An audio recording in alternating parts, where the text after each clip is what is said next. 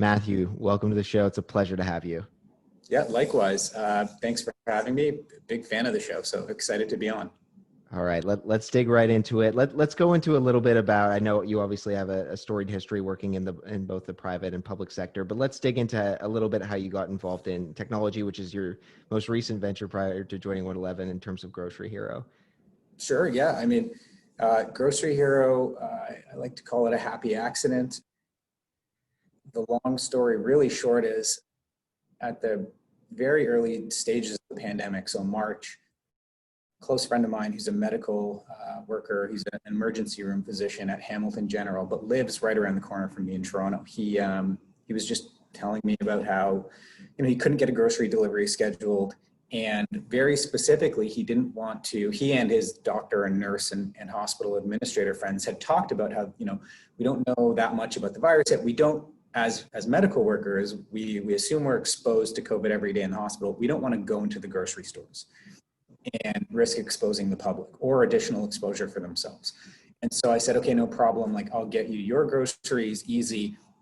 And then the second thing I did was I called a friend of mine who works for a tech startup that shall remain nameless, but it's a US-based startup headquartered, not in Canada, obviously, that does grocery delivery. And I said, you guys have Toronto services. Can you guys, bump medical workers to the front of the line? This should be a fairly easy thing. You validate the medical workers via their ID or whatever, and you just bump them to the front of the delivery line so they're not having to wait 2 weeks for a grocery delivery. And the answer that came back was, well, not just no, we can't, but this is not a Silicon Valley problem. This is a Canada problem. We don't really care. And it sort of enraged me, but motivated me at the same time. So myself and a few friends decided, okay, we can easily spin something up.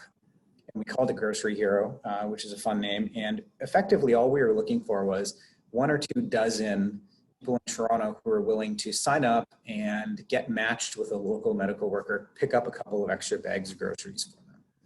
And it just sort of snowballed into this national platform that we called our backend the duct tape life raft, because we actually built it on Google Forms and Google Sheets. And it's amazing what you can build with no code tools on the internet these days. And GroceryHero is a great example of that. We ended up getting support from Google's engineering team who, pro bono, who told us, this is one of the most novel uses of Google Forms and Sheets that they'd ever seen in terms of a back end for a social impact startup. And we ended up matching people coast to coast. As the platform got more sophisticated, we'd find that we'd land in a local newspaper, the Medicine Hat Tribune or what have you, and then suddenly you'd get a dozen nurses in Medicine Hat would sign up. So we'd have to do some Facebook advertising in Medicine Hat to make sure we had the volume of volunteers in Medicine Hat. And it really took on a life of its own, but we ended up helping thousands of people. 70% of the matches coast to coast were people who lived within a kilometer of one another. So it really was neighbors helping neighbors. And the lesson for me was, you've got to have a great homegrown tech ecosystem for times like this. So, the GroceryHero experience was very much my motivation to, when I heard about what had happened to OneEleven, to get involved. So very lucky to be here. And that ties into the next stage, which is really how you kind of got involved with OneEleven, because this has only been recent. And I love the fact that you're actually in the building and in a room that I know very well, which is the main boardroom off the fourth floor. That's right. So yeah, let's just go through that origin story. How did you get involved? How did people reach out to you? What happened there? Yeah, it was quite the interview process, but I like everyone else, had read, in Beta Kid and the logic and so on and so forth about OneEleven, the unfortunate closure. And, COVID wreaked havoc all throughout the economy. And I think everybody was, it was story after story, day after day, month after month of, what COVID was doing to different businesses and different organizations. And, I'd sort of had it in the back of my mind that, based on the GroceryHero experience, that there was an opportunity to contribute, and that, the tech space could lead in that. And certainly we know, when you look at what's happened to the economy, growth that this country is going to need, our city, Ontario, the entire country over the next 5 to 10 years, it is going to have to be tech-led, and it's going to have to be led by homegrown champions. And so, when the opportunity came up, I kind of dropped everything to make sure that I could be ready to interview, and I got lucky to be selected to sort of help lead the reboot here. But it's really exciting because we're inheriting not just the turnkey space here at Front and Blue Jay, but it's also the community, right? It's such a resilient community at OneEleven. Mark, you used to be a part of it with Blue Jay, who are back as one of our anchor happy to hear that, founding members. But it's such a resilient community of entrepreneurs, right? People who care about OneEleven, people who, this was a founder-led reboot in many ways. The community was the original driver of why when OneEleven closed down, there was a movement in the ecosystem led by the founders to say, hey, this is a really valuable piece of the innovation ecosystem for post-seed companies. This thing needs to be saved or rebooted. So lucky to be a part of it. Yeah, and so exciting, right? So, you're in there now. I can't wait until the doors kind of officially open and everything kind of restarts. But what were some of those, walk us through what some of those first days were like, right? Like you're in there, but trying to prep things and kind of get ready for what we're all, the massive uncertainty that we're all going through. When do things somewhat go back to normal? Like what's kind of been the first tasks on your plate? Yeah, so the good news is we are reopened. We officially took over the keys October 1, and in the 5 to 6 weeks leading up to that, I reached out to all of the immediate past member companies to do two things. One, just to hear their stories, understand what made OneEleven special for them, collect feedback, understand how we could build this thing back, and also to understand, if they were interested in returning. Obviously, everyone's situation is different. Some have found space elsewhere, some have gone fully digital. Some have returned, obviously, with a maybe expanded or reduced footprint as before. But it was about bringing the community together, trying to understand, as much as COVID obviously changed OneEleven, it's also changed, what a lot of the member companies and alumni are facing in terms of have they pivoted the business, so forth, and the supports that they need. And so in the 6 weeks leading up to taking over October 1, in terms of, quite literally the keys to the space, we talked to some of the folks who, told us, they wanted no disruption in service. It was so important to them to have their collaboration space reopen in a safe way. And so it was about simultaneously figuring out who wants to return in what capacity, and then getting the whole community together to align on a COVID safety plan. And let me tell you, Mark, I would say in a perfect world, in the 6 weeks leading up to October 1, would COVID cases have been going like this? Yeah. They certainly wouldn't. But I would also say, I like to, be a glass half full kind of guy. It was a healthy stress test for us to really understand just how resilient OneEleven is, how resilient our community is, and to really put together, and it was a real challenge, put together the best possible COVID safety plan. We're very lucky. About 2 weeks ago, we had a lunch and learn with some public health experts, an epidemiologist and a professor from the U of T Dalla Lana School of Public Health, who told us that our COVID safety plan is the best that they've seen outside of a hospital for any indoor space in Ontario. And that's the work of this whole community coming together to keep one another safe. And we're really proud of it. We've got folks coming in every day. We've had folks in here every business day since October 1 with no disruption in service.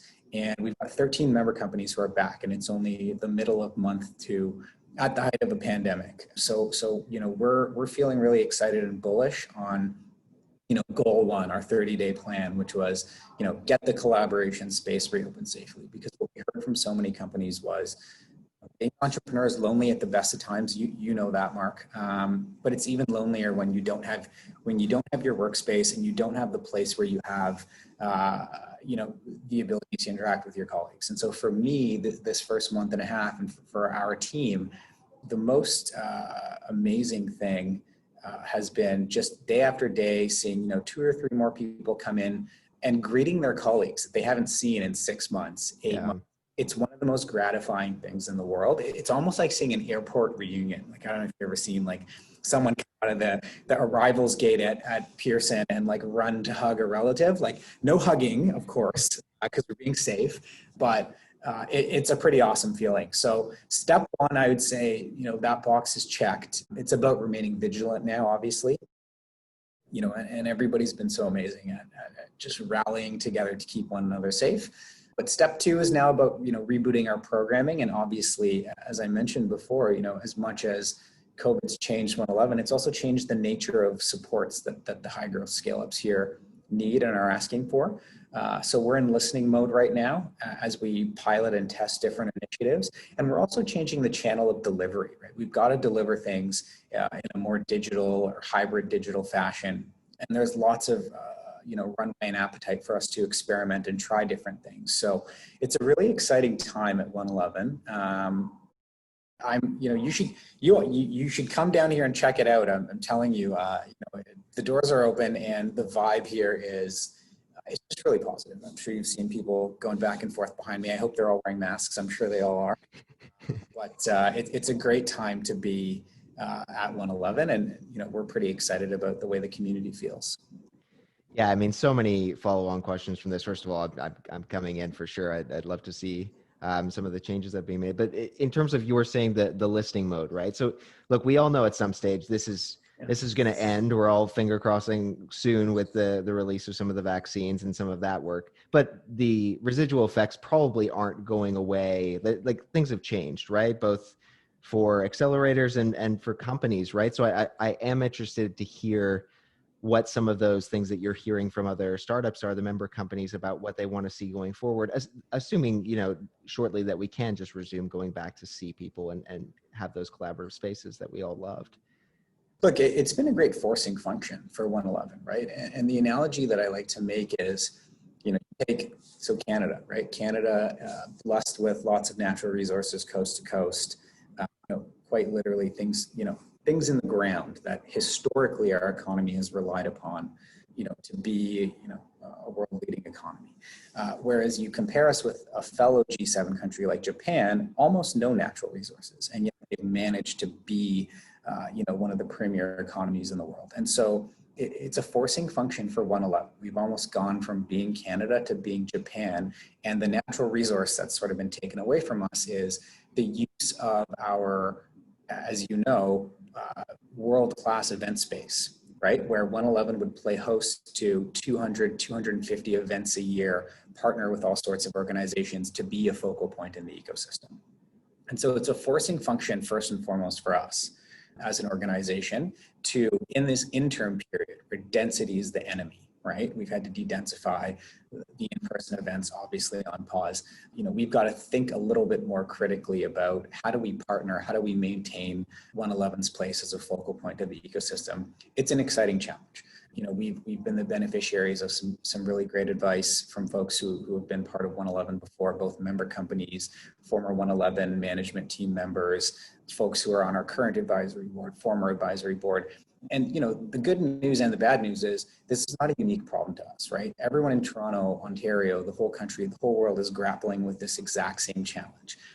Now, one of the things that we do here, especially from our alumni companies, those who graduated out of OneEleven before the pandemic, and those who were members immediately previous, some of whom have returned, is it's so hard for everybody to create a sense of community through the pandemic, whether they were relying on OneEleven's physical space or their own.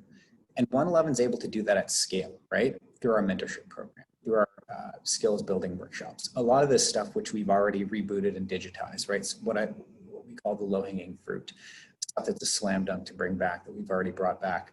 And we're able to do that at scale, right? And leverage the fact that we've got so many member companies at a similar stage in their scale-up journey. We're able to deliver programming at scale, and folks are finding that stuff even more valuable. So there's a lot great that OneEleven already does that we're able to tap into, digitize very quickly, augment as needed. But in general, I think we're able to also experiment with different, new and different types of activations, new and different types of engagements. I'll give you one example.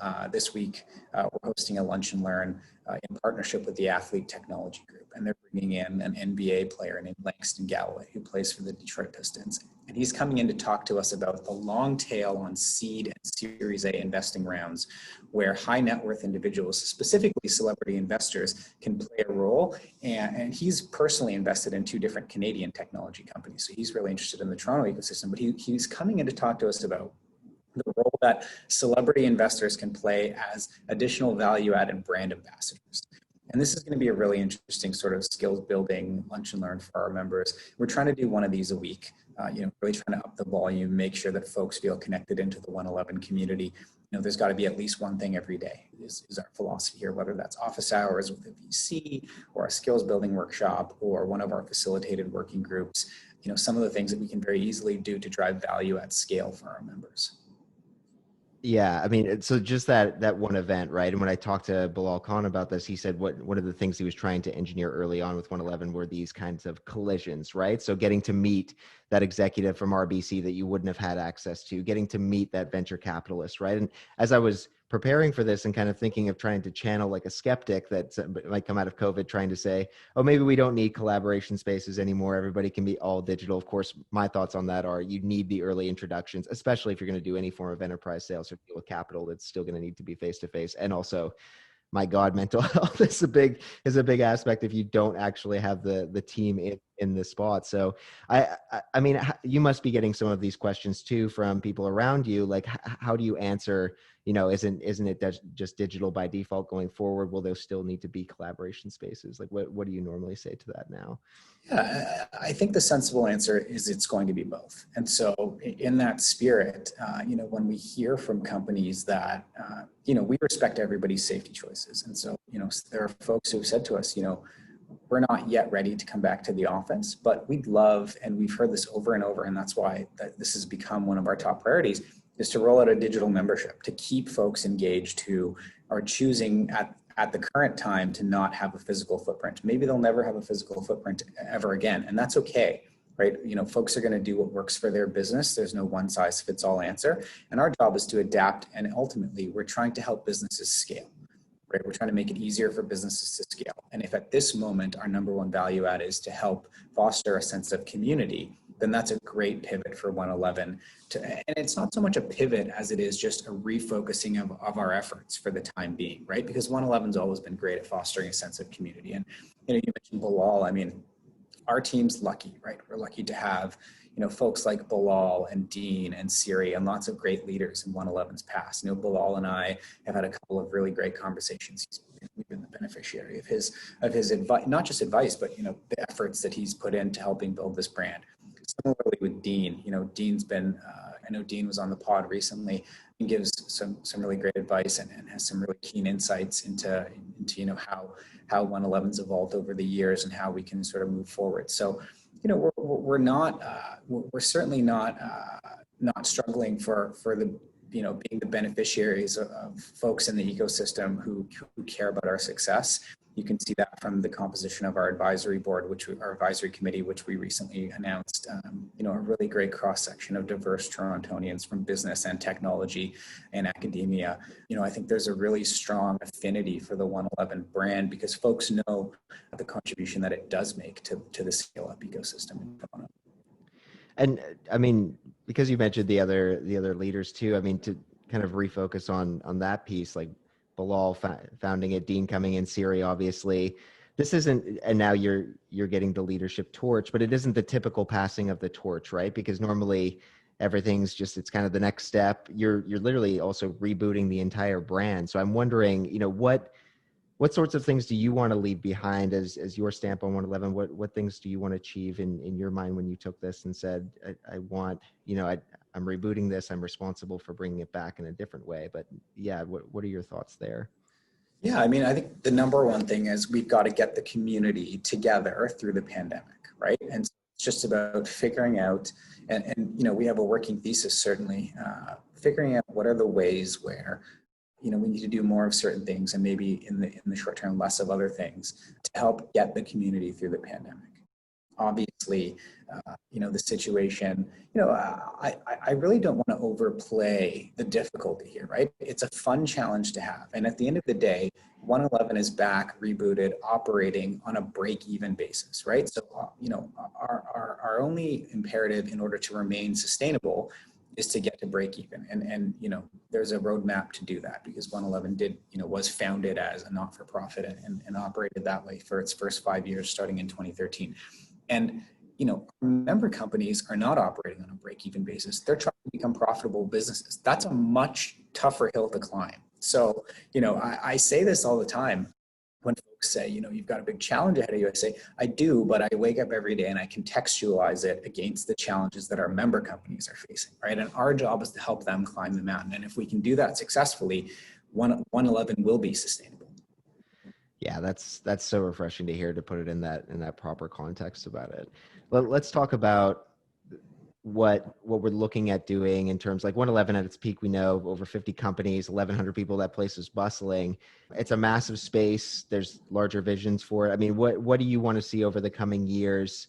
Again, imagine, I know right now the focus is on the pandemic, but OneEleven plays an important role as a private sector accelerator, where we have Mars and Communitech more on the publicly funded side. Like what are you hoping to see over the next 3 years, the next 5 years from now? Yeah. So we are back under the auspices of the Ontario Centre of Innovation. So, I think the private model, was the one that was immediately the immediate past one. Tried the private model. We're back to the not-for-profit model. What that actually means in terms of of supports for our member companies, doesn't change a lot, right? It just means that, now that we're focused just on breaking even to remain sustainable, I think, we're just able to have a little bit more flexibility, not have that profit incentive. And so that just gives us a little bit more flexibility in the programming that we're delivering, and in terms of some of the cost pressures on us, which is great news for our member companies. I would say, we remain committed to being the place that, post-seed companies, companies that have raised at least $1 million, they've got $1 million in annual recurring revenue, like the most sought after, the absolute most interesting post-seed companies, those are the ones that we want to service, right? And we know, the names that have been through here, the Maples, the Co-ops, the Borrowells, the Open Cares. We want to continue to be the place where those companies think of first when they raise a seed round, or right before they raise a seed round, and they're thinking about, what are the next supports in the ecosystem. And in order to do that, we do need to continue doing the things that OneEleven has always done well, right? Whether that's, support for team members at all levels, taking in folks on a rolling basis and making sure that we leave them space to grow. The average tenure here is about 18 months to get from your seed, to your Series A, sometimes a bit beyond that. And then I think the other thing where OneEleven has traditionally differentiated ourselves, and we hear this over and over, and again, I'll come back to this concept of community, right? Because, I think a lot of accelerators or supports, ecosystem supports, are very much focused on, amazing supports for founders.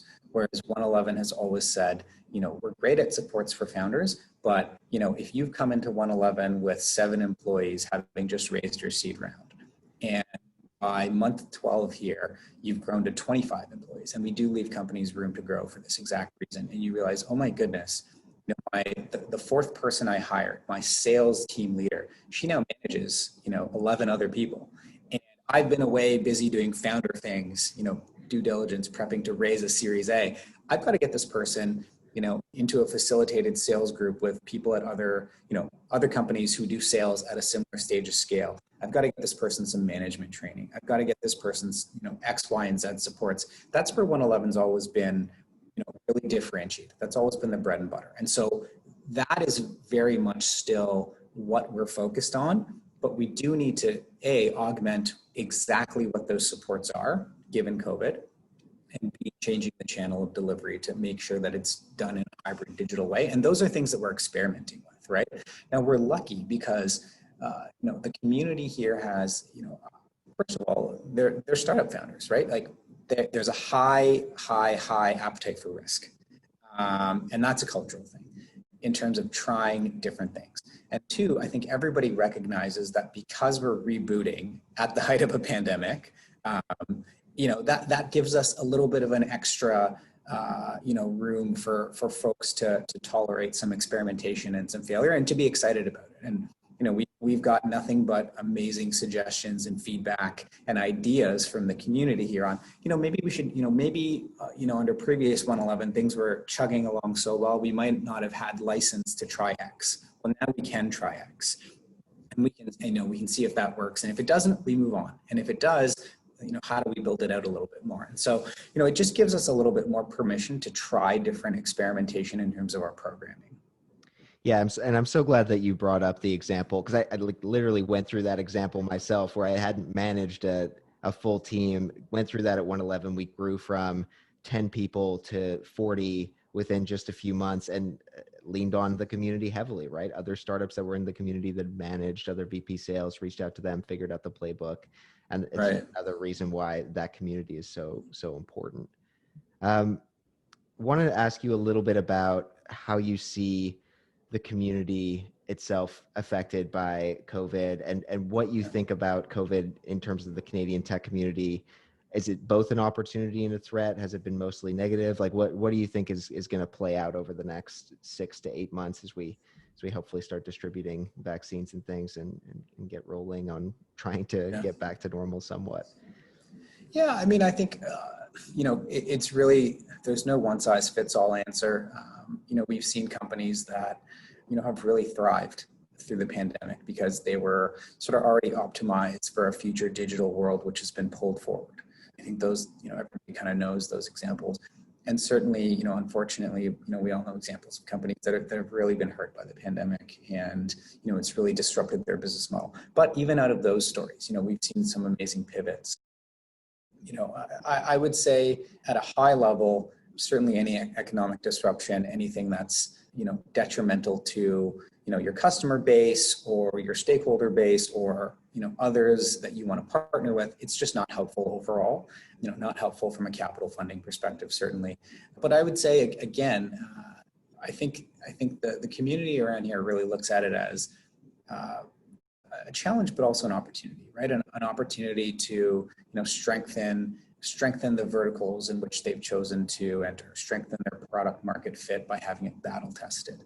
And again, as much as COVID has wreaked havoc on the economy writ large, I think the tech sector, by virtue of how digitally savvy the workforce is, by virtue of the attitudes around readiness to pivot, I think the tech sector has fared better than almost anybody else, right? Better than almost any other sector in the country. And that's why I think, Canadian tech is going to have to lead the recovery, not just for the city, but for the country writ large.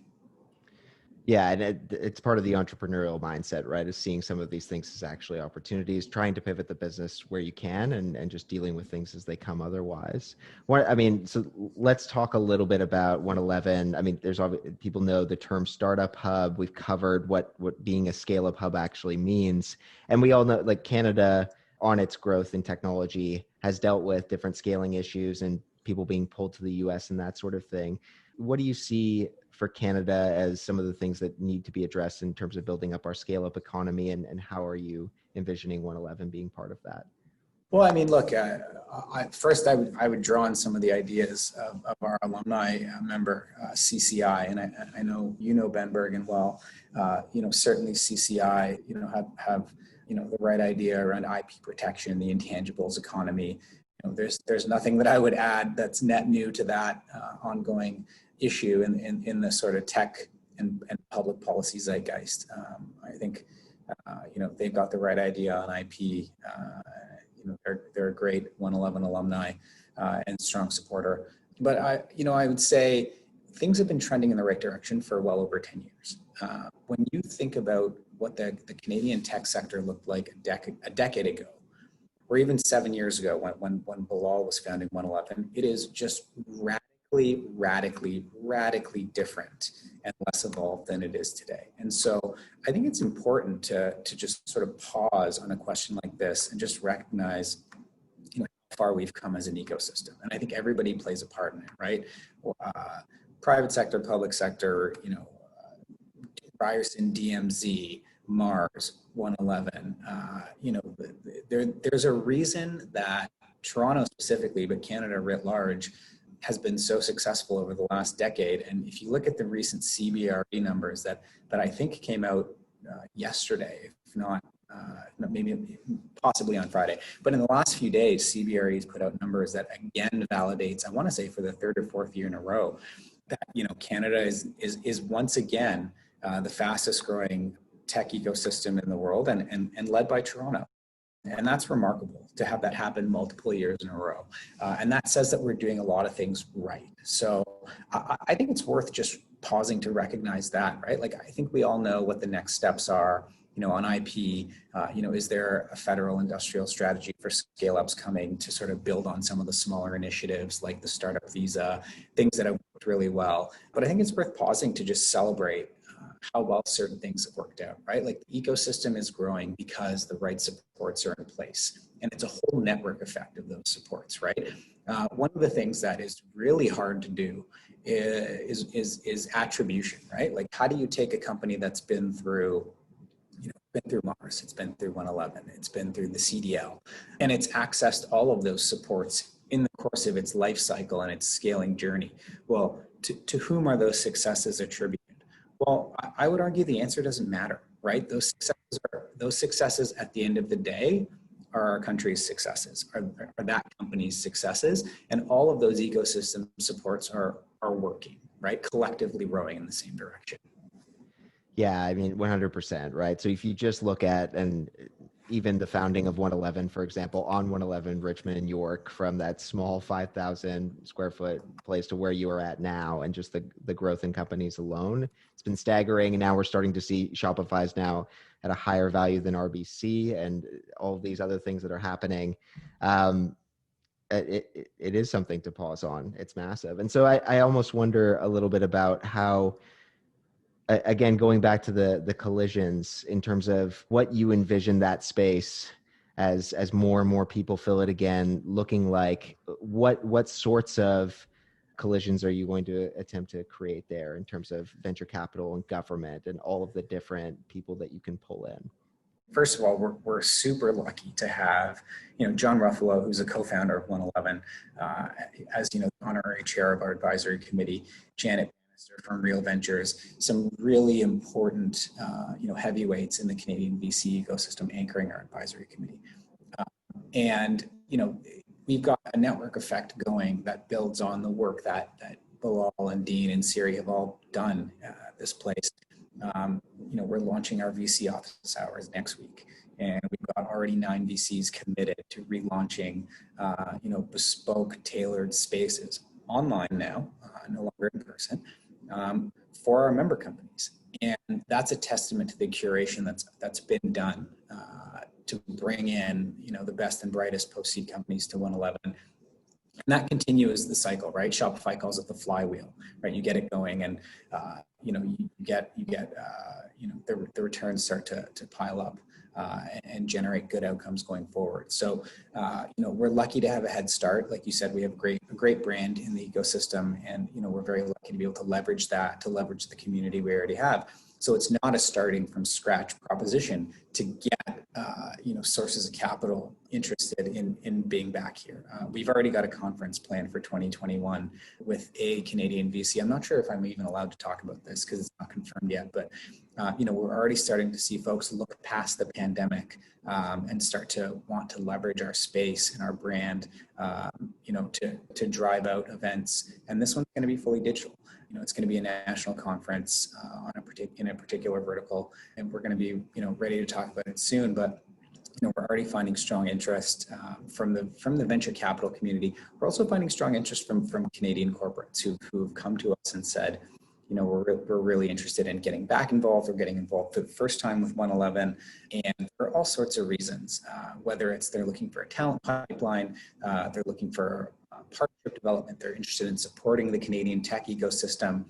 Everybody's reason varies, but the one thing they have in common is, it is so hard to network or develop business in the time of COVID, right?